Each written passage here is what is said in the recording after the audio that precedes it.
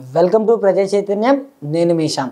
మనం ప్రస్తుత రాజకీయాలు చూసుకుంటే నిన్నటికి నిన్న అంబేద్కర్ గారి బొమ్మ సుమారుగా విజయవాడ నడిబొడ్డున 206 అడుగుల శిల్పాన్ని జగన్మోహన్ రెడ్డి గారు ఆవిష్కరించడం జరిగింది. మరి నిన్న సాయంత్రం కాలంలోనే టీడీపీ మాజీ ఎమ్మెల్యే నరేంద్ర గారు ఆ బొమ్మని మేము అధికారంలోకి వచ్చిన తర్వాత తీసేస్తాం, మరొక 90 రోజుల్లో అధికారం మారబోతుంది, టీడీపీ జనసేన కలిసి అధికారం స్థాపించబోతుంది అనేసి అయితే చెప్తున్నారు. ఆ విషయం గురించి మనతో పాటు చర్చించడానికి వైఎస్ఆర్సీపీ సీనియర్ నాయకులు వేమారెడ్డి గారు మనతో పాటుగా ఉన్నారు. సార్ మాటల్లో తెలుసుకునే ప్రయత్నం చేద్దాం. వాళ్ళ కామెంట్స్ గురించి సార్ ఏం చెప్తారు. నమస్తే సార్. నమస్తే సార్, మరి వాళ్ళ ధూళిపాల నరేంద్ర కామెంట్స్ గురించి మీరేం చెప్తారు సార్? లేదు, విగ్రహాన్ని పెట్టి 4 గంటలు కాల ఈయన ఇప్పుడే కామెంట్లు చేస్తున్నారు. ఆయన కదప్పను ఒక అంగంలో అటు ఇటు కదప్పను. ప్రజా చైతన్యం అనేది ఎంత ఉవ్వెత్తున వస్తుందో తెలుగుదేశం వాళ్ళు ఎవ్వరూ ఊహించుండ్రు. అంత గొప్ప చైతన్యం వస్తుంది. ఇలాంటి పిచ్చి పని ఎందుకు మాట్లాడతారా? పిచ్చి మాటలు అర్థం లేకుండా తప్పది.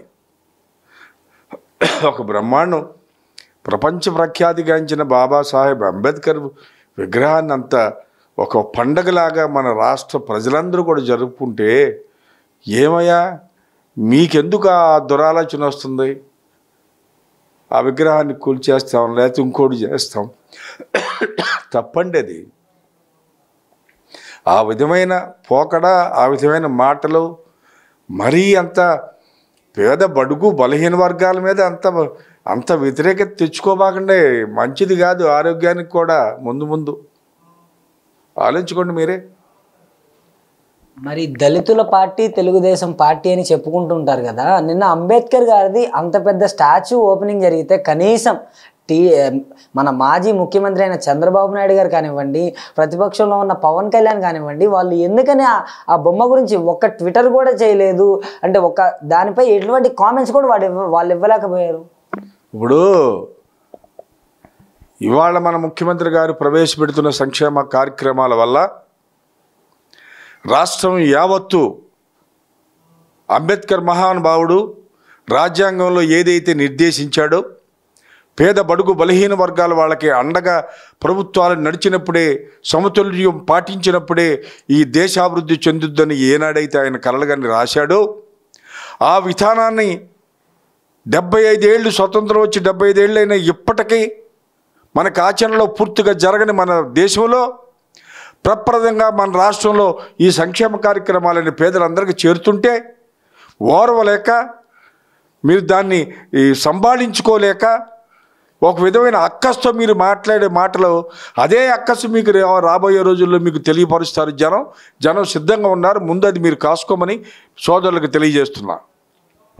కులం మనకి కూడు పెట్టదు, మతం మనకి మార్గం చూపేదు. సమర్థవంతమైన పాలన జరిగిన నాడే ప్రజల జీవితాల్లో వెలుగు వస్తుంది. అలాంటి పరిపాలన జరగాలంటే చంద్రబాబు నాయుడే అధికారంలోకి రావాలి అనేసి ఈ టీడీపీ వాళ్ళు చెప్పడం అయితే జరుగుతుంది కదా. అబ్బా, ఇదేదో చాలా గొప్ప సూక్తి చెబుతున్నావా నువ్వు.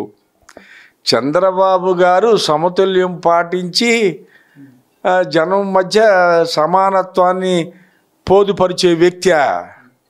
ఆయన 14 ఏళ్ల రాజ్యపాలన చూసావు ఆయన ఏ విధంగా పేద బడుగు బలహీన వర్గాలను ఏ విధంగా చూశాడో, ఏ విధంగా జరిగిందో, రాబోయే రోజుల్లో కూడా అదే మనస్తత్వం మహానుభావుడికి ఉంటుందని ప్రజలందరికీ గమనిక తెలిసిపోయింది.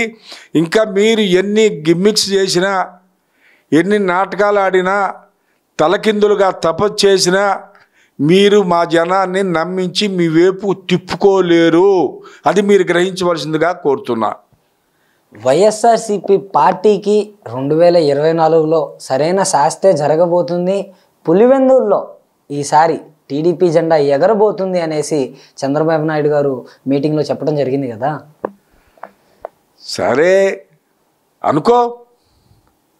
మీరు అనుకోండి సార్. పులివెందుల్లో ఆయన ఓడిపోవడం జరిగితే మేము రాష్ట్రాన్ని వదిలి వెళ్ళిపోతాం. మీరే పరిపాలించుకుందురు కానీ. అదే మీరు మీ కుప్పంలో మీ మెజార్టీ తగ్గి బొటాబొటిగా గెలిచినా లేకుంటే ఓడిపోయినా మీరేం చేస్తారో చెప్పండి. ఎందుకంటే మీరు పెద్దవారు, వయసులో చాలా అనుభవజ్ఞులు. మీరు ఆ విధంగా రాజకీయాలను విశ్లేషించి మాట్లాడటం తగదు సార్. మీకు మనవి చేస్తున్నా, మీ గౌరవాన్ని మీరు కాపాడుకోమని మిమ్మల్ని కోరుతున్నా, వేడుకుంటున్నా. ఇలాంటి అపప్రద మాటలు ఎప్పుడు మాట్లాడకండి, అది మంచిది కాదు. హూ కిల్డ్ బాబాయ్ 2019లో ఏం జరిగింది? అధికారం కట్టబెట్టుకోవడానికి బాబాయిని చంపేసి నేను ఒంటరి వాడిని, నన్ను గెలిపించండి అని నాటకం ఆడావు. ఇప్పుడు సమాధానం చెప్పు జగన్ రెడ్డి. ఇప్పటికీ ఆ కేసు గురించి చర్చలు జరుగుతూనే ఉన్నాయి. అసలు ఆ కేసుకి విముక్తి లభించేది ఎప్పుడని చంద్రబాబు నాయుడు గారు అడుగుతున్నారు కదా. ఇప్పుడు ఆ ఇన్సిడెంట్ జరిగిన రోజున మీరే ఉన్నారు, మీరే ముఖ్యమంత్రిగా ఉన్నారు. మరి ఆనాడే ప్రణాళికాబద్ధంగా ఒక సిస్టమేటిక్గా మీరు రాయకపోయారా, పెట్టకపోయారా? ఆ రోజునే మీరు అన్ని విధాలా బిగించినట్టయితే మరి అసలు దోషులు ఎవరో తేలేవారుగా. ఆ రోజు వదిలేసి కూర్చున్నారా?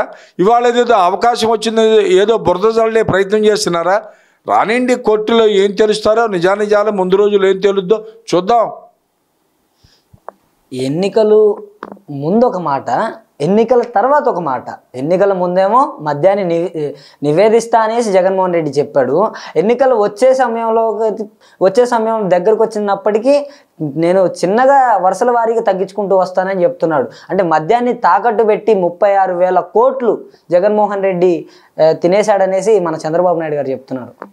మీకు లెక్కలుంటాయి సార్, మీరు కామర్స్ విద్యార్థి, మీరు చూసుకోండి. ఈ 36,000 కోట్లు మీలాగా మేము భోంచేయలేదు సార్. జనానికి అందరికీ పంచాం సార్, జనానికి అందరికీ పంచాం. మా ముఖ్యమంత్రి గారు ఇంకో మాట కూడా చెప్పారు, అంచెలంచెలుగా దీని ప్రాధాన్యత తగ్గిస్తా అన్నారు. అదేవిధంగా విపరీతమైన రేట్లు పెట్టారు కాబట్టి కొనేవాళ్ళు తగ్గుతున్నారు.